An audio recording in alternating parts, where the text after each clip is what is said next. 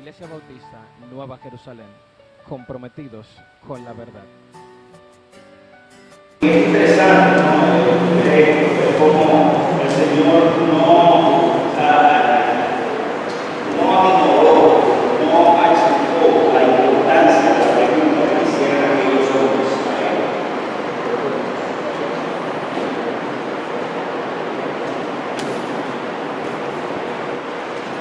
Entonces, pero no solamente que el Señor le respondió a aquella pregunta, sino que fue más allá de la pregunta de los discípulos, como hemos visto en esta miniserie que tiene el tema de los tiempos del fin. Yo espero, por cierto, que incluso los acontecimientos que estamos viendo a nuestro alrededor, las potencias como terrorizándose y todas esas cosas, yo trato que hablaba de las naciones nucleares que hay, más de 30 países con arsenales nucleares, algunos de ellos muy peligrosos, otros peligrosísimos y otros que no deberían tener nada de eso, ¿cierto? Y decíamos en una ocasión que todas esas cosas no son juguetes para asustar al contrincante. Que mira, yo tengo aquí un avión que me costó 2.000 millones de dólares, que tiene más de 25.000 en su arsenal. Yo tengo aquí un juguetito para meterte miedo, que va a gastar 2.000 millones de dólares en un solo artefacto, con miles de ellos, billones de dólares para meterle miedo a los contrincante. Eso es ridículo. Todas esas cosas no son para guardarse, son para usarse. Además, yo no sé si usted se acuerda de los días de la Guerra Fría, donde la Guerra Fría era una fábrica de ojivas nucleares, de artefactos nucleares, uno tras otro, y dale, fabrique, mire, yo tengo más. Yo no sé si usted sabe que esto después de construido es extremadamente difícil de salvarse, y todas esas ojivas están guardadas. Y yo no sé si usted sabe para qué son,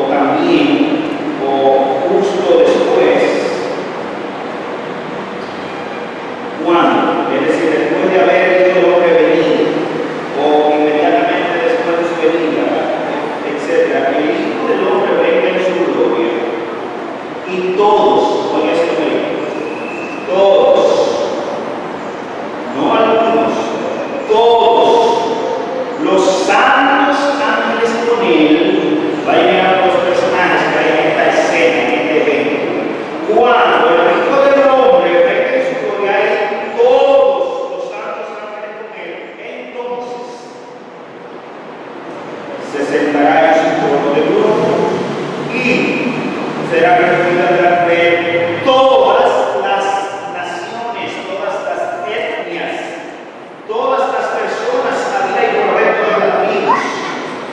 Y apartará los otros dos grupos. Dice aquí, este mensaje es ilustrativo y yo creo que nos cuenta más de lo que uno necesitaría. Y apartará los unos de los otros como aparta el pastor las ovejas de los chicos. Y pondrá las ovejas a su derecha y los chicos a su izquierda.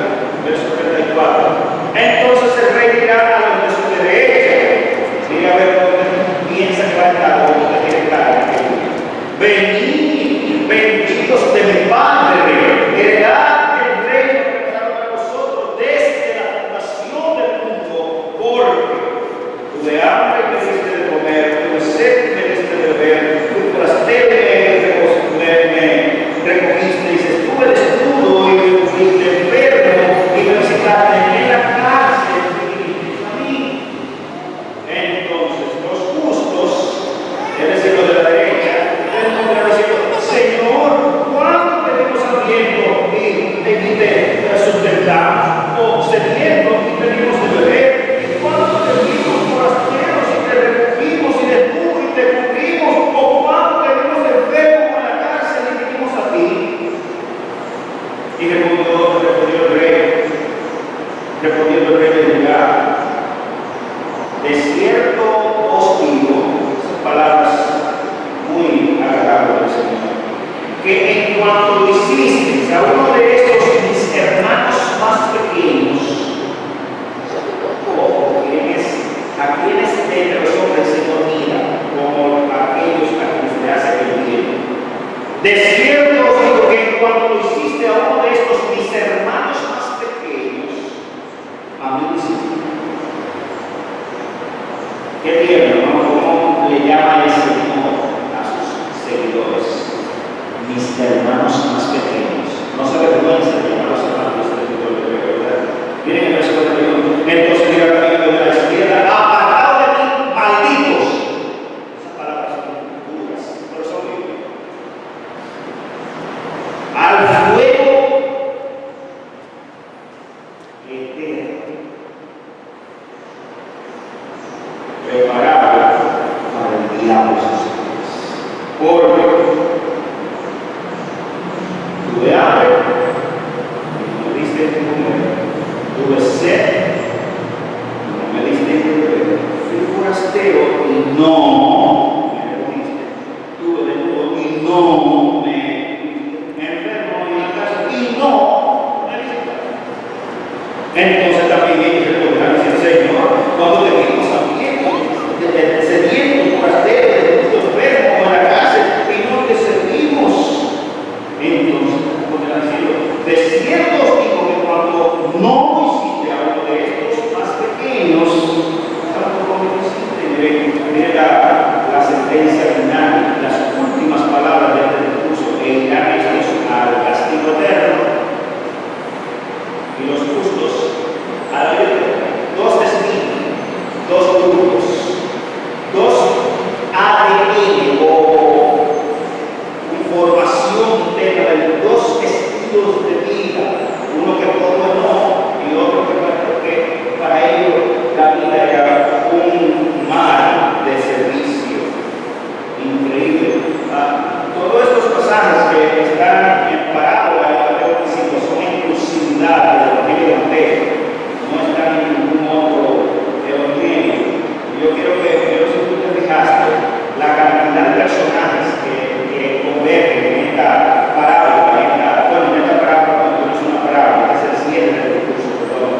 Las parábolas son las anteriores, pero este versículo ya no es una parábola, sino el cierre del discurso y un aditamento a la pregunta que le habían hecho los discípulos al Señor, que la hemos pronunciado 25 veces aquí en el último mes. Fíjense que entre los personajes está el Hijo del Hombre, a quien también en el mismo discurso se le llama Rey o Señor, que están todos los santos ángeles, a diferencia de el diablo y sus ángeles en otro grupo también, que es otra historia, como vemos aquí, a los santos ángeles de Dios, cuyo número es casi imposible de contar, porque son milíadas de milíadas, en otras palabras, millones de millones de ángeles. No sabemos cuántos ángeles de Dios hay. Lo que sí aparenta haber es una relación entre los demonios y los ángeles de Dios, y es que cada dos ángeles buenos y ángeles malos, es decir, un tercio de los ángeles de Dios un día cayeron en desgracia junto con Satanás, junto con el diablo, siguiendo al diablo y sus ideales, y ese grupo de ángeles desde ese momento son ángeles caídos o demonios, y tienen mucha interacción en el mundo. También los ángeles buenos, los ángeles santos, los ángeles de Dios, son espíritus ministradores. No lo podemos ver, pero hay millones de ellos entre nosotros haciendo cosas en favor de lo que han de heredar al Eterno. Pero el diablo y sus ángeles, millones de millones, como nos lo refleja quizás el apóstol Pablo en la carta de los Efesios, nos dice que nuestra lucha no es ni contra sangre ni carne, sino contra seres, potestades, principados, gobernadores de las tinieblas en los aires. Contra ellos es nuestra lucha. Los no creyentes están a merced del diablo y de sus planes, y hacen muchas cosas. Claramente nosotros sabemos que las escrituras no presentan a Satanás como el príncipe de este mundo, pero que tiene sujeción al rey del universo. Él es el príncipe de este mundo, pero está sustentado al rey del universo y no puede hacer todo cuanto se le antoje, pero él no hace ninguna cosa así que sea bueno o malo, pero está sujetado o subyugado a la autoridad del soberano Dios, de Cristo, al Rey, al Hijo del Hombre, que no te pidió servir. Entonces, en esta historia vemos todos los habitantes de las naciones que al final, después de la venida de Cristo, un tiempo después, un momento después, habrá un juicio de todos los habitantes de la tierra. Vamos a ver algunos elementos que convergen en otros pasajes de la Biblia para que comprendamos mejor cómo será ese asunto. Pero vemos entonces a todos los seres humanos de la historia enfrente de Dios, enfrente del trono blanco, enfrente de Cristo, para el famoso juicio de las obras o juicio universal final, donde cada quien será a las ovejas o a los chivos, a los de la derecha o a los de la izquierda, a los que van a estar con Dios para siempre o a los que van a estar en el castigo eterno para siempre, a los justos o a los injustos. Solamente esas dos divisiones habrá en aquel día, cuando todos los muertos en Cristo salgan de sus tumbas y todos los hombres sin Cristo también resuciten después. Todo ser humano que haya existido en la historia humana tenga que comparecer ante el tribunal de Cristo para dar cuenta de lo que hizo, sea bueno o sea malo. En ese día solamente habrá dos testigos, unos que irán a la gloria eterna y otros que irán al castigo eterno, ambos eternos.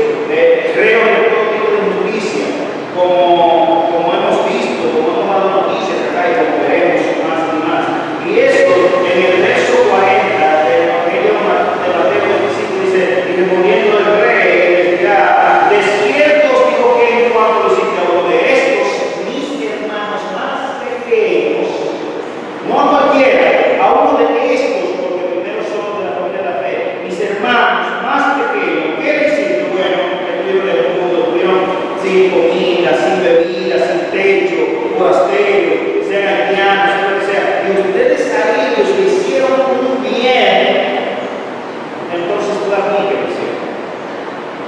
Y eso les dará, fíjense que este pasaje, como otros que hemos visto, aparenta modelar una salvación por obra. Aquí no se está hablando de salvación, por cierto, aquí se está hablando de recompensa. Los que irán a la vida eterna ya hace mucho que vinieron con el Señor en su venida. Ese juicio es después de la venida del Señor, según nuestro texto. Y vamos a dilucidarle un poco. No es los salvados a ese momento estarán seguros y claros, porque los que murieron, los que han muerto en la historia pasada hasta el día de hoy, están en la presencia de Dios. Ellos saben dónde están. Yo creo que la parábola del rico y Lázaro lo ilustra muy bien, y también los eventos del quinto sello en Apocalipsis capítulo 6, versículos 9 al 11, relatan muy bien el lugar donde están los que han muerto en Cristo ahora. Están en la presencia de Dios. Y los que han muerto sin Cristo, ¿dónde están? En el lugar de tormento. Ahora, todavía, según la parábola del rico y Lázaro, particularmente. Las almas no están en un limbo de eterno reposo, esperando el día de la reencarnación o de volver a tomar los cuerpos glorificados. No, ellos están o en un lugar de tormento o están en la presencia de Dios o en el seno de Abraham o en el altar del cielo, como la figura que sea que usted quiera tomar en sus manos, de tal manera que el creyente, el verdadero creyente, el salvado, el justificado, cuando él muera, él va a la presencia de Dios y ya él está seguro de cuál es su destino. El injusto, cuando caiga en el lugar de tormento, quizás él piense que está en el purgatorio, son problemas de él, porque de ese purgatorio no saldrá. Claro, lo sacarán por un momento para el juicio el Señor, porque el mar entregará a sus muertos, la tierra entregará, todos los muertos de la historia saldrán del lugar donde estén para ser juzgados según sus obras. ¿Qué problema? Y cuando usted dirá, bueno, pero usted me dice que los muertos están en la presencia del Señor o en el lugar de tormento, y me dice ahora que están en la tumba, que están, claro, porque al fin los que hayan muerto volverán, sus almas o su parte no corpórea está, sea en el lugar de tormento o en la presencia de Dios, pero al final el Señor traerá otra vez o reunirá a esa parte espiritual de ese hombre con un cuerpo. Por eso es que usted ve que en primera a los Tesalonicenses capítulo 4 dice que vendremos con el Señor. Vaya ya, ese pasaje es bueno que lo tengamos siempre fresco en nuestra mente. Primera Tesalonicenses capítulo 4, versículo 13, usted verá que allí nos muestra que los santos en Cristo vendremos con el Señor en su venida. Pero en Mateo 24 nos muestra que cuando el Señor aparezca en las nubes, entonces Él enviará a sus santos ángeles a recoger por los cuatro vientos a sus escogidos. Claro, esos escogidos probablemente o casi seguros representan a los que están vivos en aquel momento. Sin embargo, Pablo dice, los que durmieron irán primero que nosotros. ¿Y por qué si vienen irán? Bueno, porque hay una cosa que está aquí en la tierra y hay otra cosa que está en el cielo de los redimidos. Lo que está aquí en la tierra es el futuro cuerpo glorioso de los santos, y lo que está en el cielo es la parte que nunca desapareció ni dejó de ser del hombre, que se llama su espíritu, su parte espiritual, su alma, como usted quiera decirlo. No nos vamos a meter en ese embrollo formalmente, pero mire el versículo 13 otra vez. Pero no queremos, hermanos, que ignores acerca de los que duermen, para que no se entristezcan como como los demás que no tienen esperanza, porque si creemos que Jesús murió y resucitó, así también Dios traerá con Él a los que durmieron en Jesús. Traerá con Él. Pero ven acá, traerá con él y entonces subirán con él. Sí, de nuevo, ya se lo dije 2 veces y esta es la tercera. Las almas de los... Vaya a Apocalipsis capítulo 6 para que usted vea que es así. Apocalipsis capítulo 6, verso 9 también. Dice: cuando el Cordero abrió el 5.º sello, vi debajo del altar las almas de los que habían sido muertos a causa de la palabra de Dios, es decir, una parte de los muertos, los que habían sido muertos por el testimonio que tenían, los que habían sido muertos por Cristo. Verso 10: y clamaban a gran voz diciendo: ¿hasta cuándo, oh Señor, santo y verdadero, esperarás para juzgar y vengar nuestra sangre de los que moran en la tierra? Y se les dio a cada uno una vestidura blanca, y se les dijo que descansaran un poco más de tiempo, hasta que se completara también el número de sus consiervos y de sus hermanos, que habrían de ser muertos como ellos lo habían sido. En otras palabras, cuando Juan vio esta visión y ve que el Cordero abre el 5.º sello del rollo que había tomado de la mano del anciano de días, del Padre, él ve en el cielo, debajo del altar, mucha figura con el templo en Apocalipsis, con el tabernáculo y el templo. Allá, en la presencia del Cordero, a un montón de almas. Y los ve a esas almas diciéndole al Señor: Señor, pero vénganos, venga nuestra sangre, venga tu sangre, vénganos de los malvados que están en la tierra, es la idea. Y Cristo les dice: un momento, aguántense, tranquilos, quietos. Y se les dio vestiduras blancas. Cuando la Biblia nos habla de que se le dio vestiduras blancas, es generalmente una figura para que nosotros veamos que son limpios, que son aceptos delante de Dios. Claramente ya están en el cielo, son aceptos. Entonces, cuando el Señor venga, leímos en 1 Tesalonicenses capítulo 4, verso 13 en adelante, Él vendrá y traerá consigo esas almas, pero también dice que todos los ángeles vendrán con Él, como leímos en Mateo 25. Un séquito, hermanos, que será imposible ignorar esa señal o ese evento. En ningún lugar del planeta habrá oscuridad, porque si está de noche en este lado del planeta, al refulgir de la luz de Cristo y de todos sus ángeles y de toda esa gente, se encenderá no solamente el planeta en luz, sino todos los alrededores de este sistema a la venida del Señor, y todo ojo a una le verá. Además, el día que el Señor venga, aunque muchos estarán desapercibidos, especialmente los insensatos, como vimos en la parábola de las 10 vírgenes, estarán sucediendo cosas que los verdaderos creyentes estarán seguros que en esos días viene el Señor. Así que, aunque no sabemos el día y la hora, necesitamos ser vigilantes y sobrios, como cuando vemos que la mata de mango comienza a madurar los mangos, o ya están grandes, ya sabemos que el verano ha llegado, ¿verdad? Cristo usa la higuera, pero como nosotros no tenemos higuera acá, cuando vemos una mata de aguacate, de mango, que ya su fruto está grande, sabemos que ha llegado el verano, pero además sabemos que ha llegado el verano porque da mucho calor. Pero cuando vemos eso está, así que apercíbanse de los tiempos y estén claro en los eventos de las cosas que van a suceder, porque el evento más importante, distinguidos hermanos, para todo cristiano, la cosa más gloriosa que puede imaginarse cualquier ser humano es aquel día cuando se encuentre con su Señor. Mire, el matrimonio más feliz de la faz de la tierra, las sensaciones que produce en esa pareja no son ni un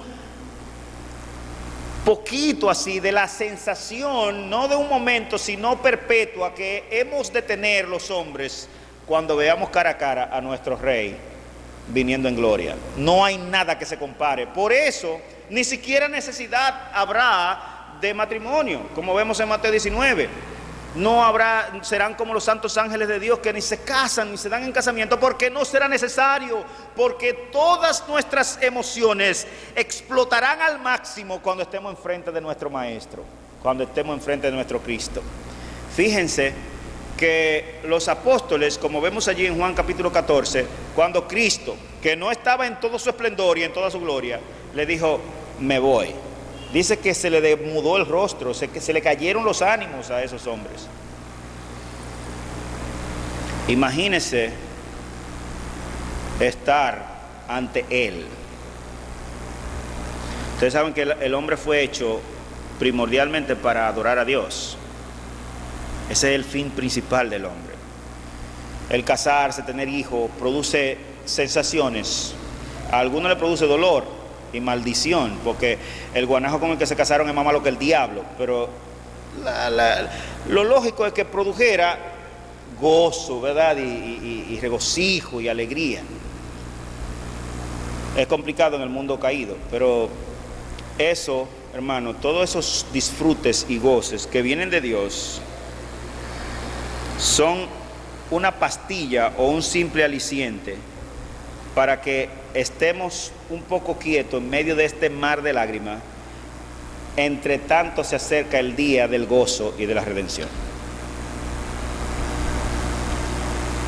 Créalo, no hay nada que se compare a estar en la presencia de Cristo. Por eso debemos anhelar estar en la presencia de Cristo. Es un anhelo ferviente y ardiente que debe haber en nuestras almas.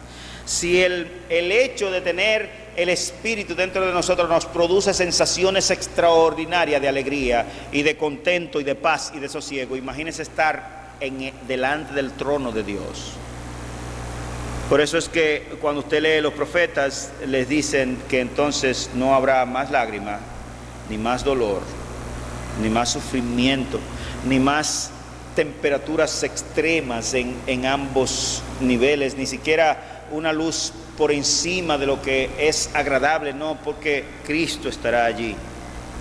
Entonces, en todo este discurso de Mateo 24 y 25, que el Señor quiso que supiéramos, quiso con ahínco que supiéramos, y sabemos que Él quiso que supiéramos, porque las cartas se ocupan de este tema también una y otra vez. Casi todas las cartas mencionan el tema de la venida del Señor, especialmente Primera y Segunda de los Tesalonicenses, Segunda Timoteo, o Primera y Segunda Timoteo, Segunda de Pedro y también Primera de Pedro, Apocalipsis completo, Hebreos, etcétera, y en Romanos también se nos menciona algo, aunque es una carta muy, muy teológica, se nos menciona un poco de los planes futuros de Dios, especialmente en los capítulos 10 y 11 de Romanos, de tal manera que sabemos que estamos frente a un tema apasionante y un tema que el Señor quiso que quedara claro en la mente de nosotros. Y hemos entonces, entre tanto que el Señor viene, hemos de ser fieles, esperando la venida de nuestro Señor. Hemos de observar los tiempos sabia y prudentemente. Hemos de aguardar cual mayordomo o administrador fiel, aunque se tarde nuestro Señor en venir.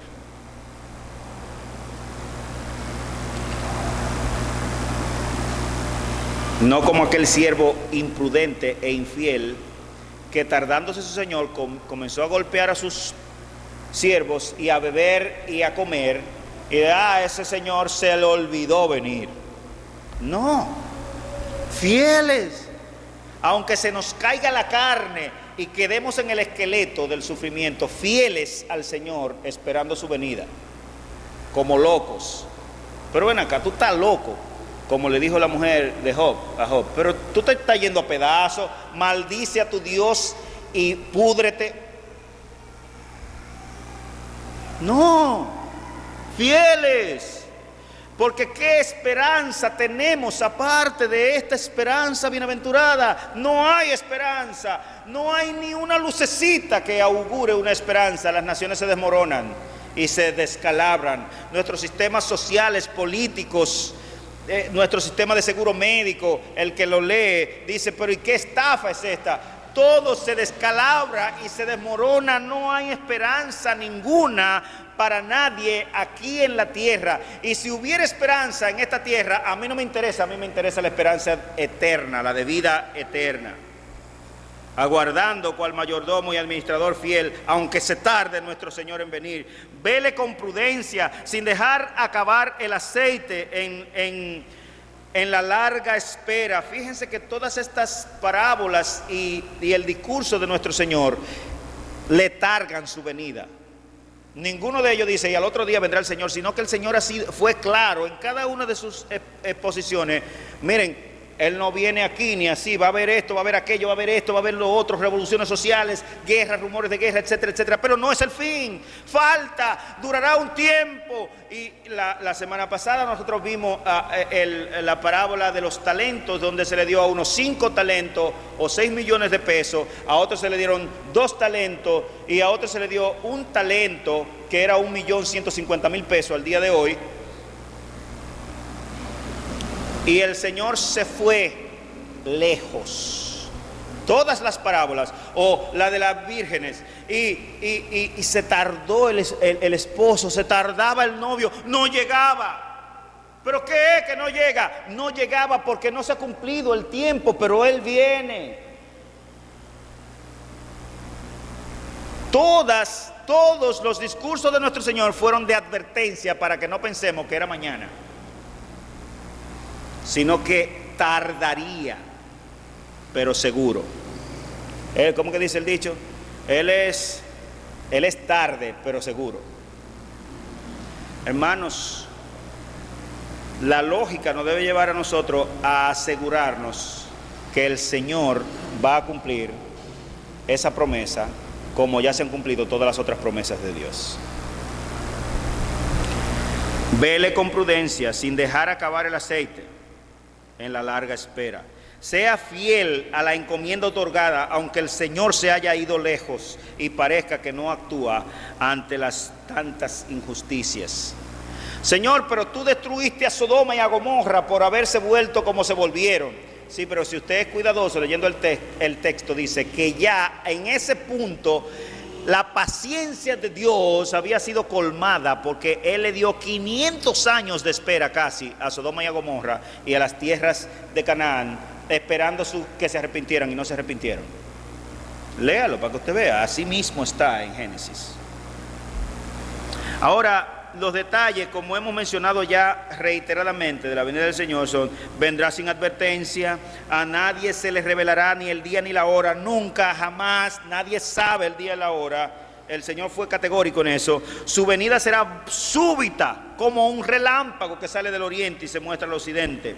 Un ejército de ángeles le acompañará, junto a un ejército de redimidos, que vendrán con Él, pero que habrá una posesión de cuerpos de aquellos que ya murieron en esa venida. Por eso es venida, pero subida de los que estén vivos aquí en la tierra, porque sus ángeles los recogerán de los 4 vientos, y subida también de los cuerpos redimidos, de los que vienen con Cristo, de las almas que estaban con Cristo en el cielo. Y falta un asunto ahí, y es, y los muertos, los que murieron sin Cristo, yo no veo en el panorama a esos. Déjelo tranquilo, ellos vienen después, no ahora, no en este momento preciso de la venida del Señor. Aunque nuestro texto, como usted puede ver, nos da fe de que después de la venida del Señor, Él le hará juicio a todas las naciones, a todo ser existente habrá un juicio de Dios. Yo pregunto, de verdad, hermano, en esta mañana, lo que les hemos tratado de comunicar es exactamente lo que Dios ha planificado para el porvenir de los hombres. Y yo pregunto si esto en algún sentido, en algún ápice, mueve tus emociones y te da algún tipo de alegría, de gozo, el saber que tu Señor ha sido claro diciéndote todas las cosas para que no te desesperes. Cuando leemos 1 de Pedro, capítulo 1, nosotros vemos que allí le dicen, pero las cosas permanecen así como del principio, diciendo que viene y no viene. En tiempo del apóstol Pedro, quizás 30 o 40 años después de que el Señor había subido al cielo, y quizás menos, ya había gente quejándose de, pero tienen, ¿cuánto tienen diciéndonos que el Señor viene? Oye, 30 años después, y no viene. Y nosotros tenemos 2000 años, y no viene. Él se fue lejos. ¿Se acuerdan lo que le dijeron los ángeles a los discípulos cuando el Señor fue llevado al cielo? Miren, ese que ustedes ven, ¿por qué están así tristes? ¿Por qué están así como medio atónitos? Ese, Hechos capítulo 1, ese que ustedes ven irse, ese mismo, así como ustedes le ven irse, unos ángeles hablando con ellos, así vendrá, así regresará. Vendrá súbitamente como un relámpago, nadie sabe el día y la hora. Un ejército de ángeles y de redimidos vendrán con él, como ya vimos en los pasajes que leímos. Y no vendrá sin que antes venga la apostasía y se manifieste el hombre de pecado. No vendrá. Mire conmigo este pasaje de 2 de los Tesalonicenses capítulo 2, para que estemos claros en todo esto. Pastor, pero ¿por qué usted habla de eso? Bueno, yo tengo que hablar de todo lo que está aquí en esta Biblia, mientras me toque a mí predicar. De todo. 1 de Tesalonicenses capítulo 2, perdón, 2, capítulo 2.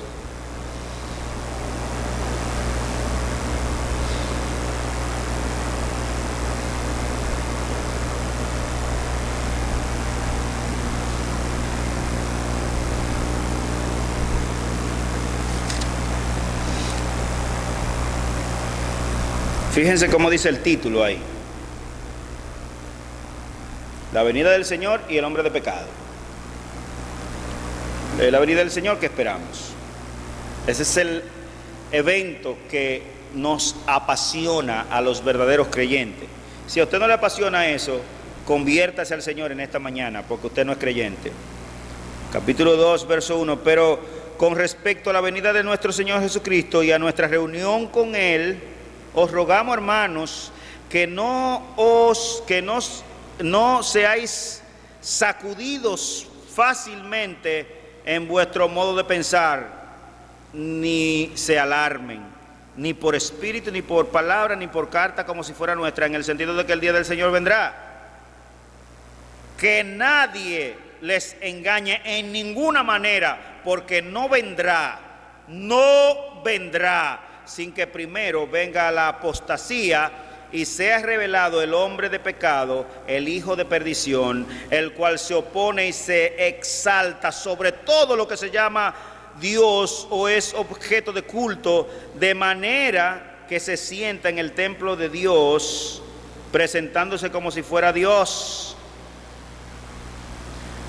Y ahí él dice, ¿no se acuerdan que yo les hablaba de eso, etcétera, etcétera? Hermanos, no vendrá sin que antes venga la apostasía. Y hablaba con mi esposa anoche y ella me dijo, yo no entendía bien lo que era la apostasía, pero la apostasía implica gente que es supuestamente cristiana y que no necesariamente no cree la doctrina cristiana, pero que no vive como ellos. Con sus labios profesan ser cristianos, pero con sus hechos viven como Satanás y los demonios en el infierno. Apóstatas. Los demonios que son apóstatas creen en Dios. Y oiga, y tiemblan. Increíble.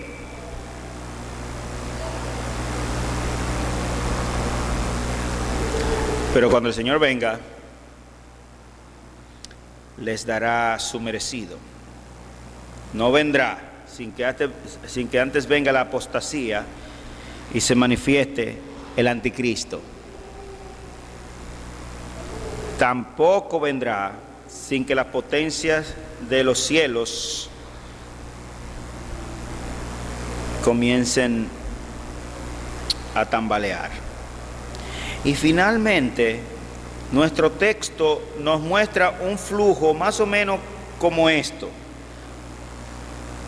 A la venida del Señor, que viene con gran poder y gran gloria, lo acompañará sus ángeles, que serán su ejército, que a su venida ejecutarán la agenda redentora final. Los santos difuntos resucitarán primero y los santos vivos serán levantados para recibir al Señor en las nubes.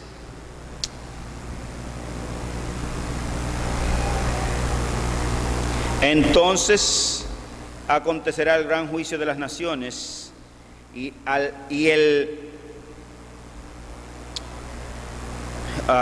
los elementos del juicio final serán la justicia y la misericordia vividas mientras estábamos en la tierra. Dos grupos, dos sentencias, dos destinos. Dos grupos, dos sentencias, dos destinos. Vamos a leer, por favor, en Apocalipsis capítulo 20. Yo quisiera que vaya allá, antes de cerrar, con algunos consejos. Versos 1 hasta el 6. En esta Biblia, la Biblia de las Américas, en el versículo 7, el título que está es la derrota de Satanás, y en el versículo 11, el juicio ante el gran trono blanco, y en el versículo 21, un cielo nuevo y una tierra nueva, en orden. Pero miren el capítulo 20.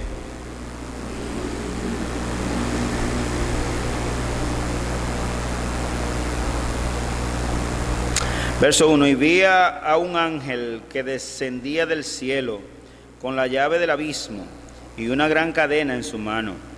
Prendió al dragón, la serpiente antigua, que es el diablo y Satanás, y lo ató por 1000 años, y lo arrojó al abismo, y lo cerró, y lo selló sobre él, para que no engañase más a las naciones, hasta que se cumplieran los 1000 años. Después de esto debe ser desatado por un poco de tiempo.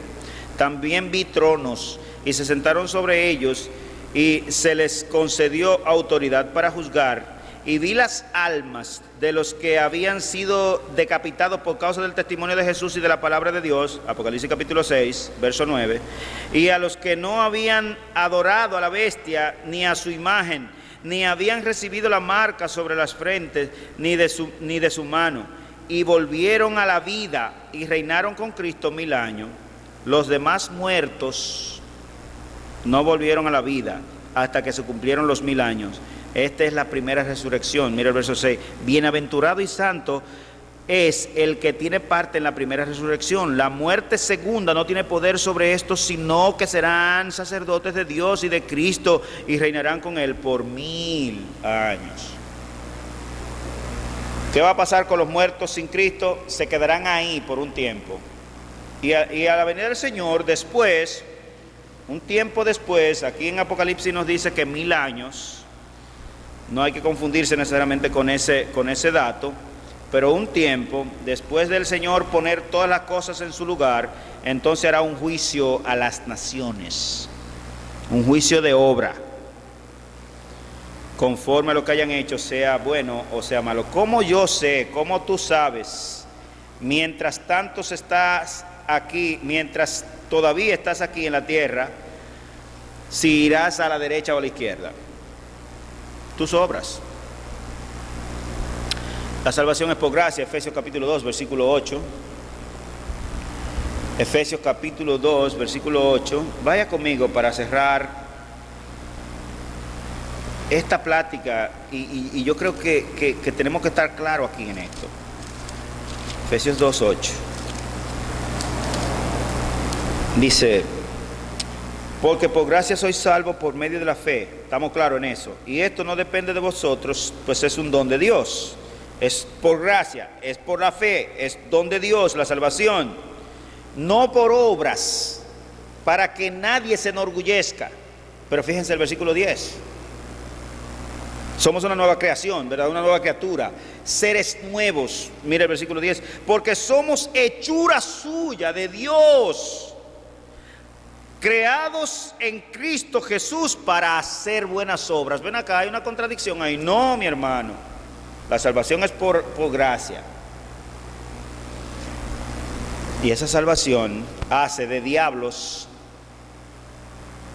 ángeles, de pervertidos, malcriados, pervertidos sexuales, lujuriosos, avaros, homosexuales, lesbianas, prostitutas, ladrones, hombres de Dios y mujeres de Dios, que ahora no viven para sí,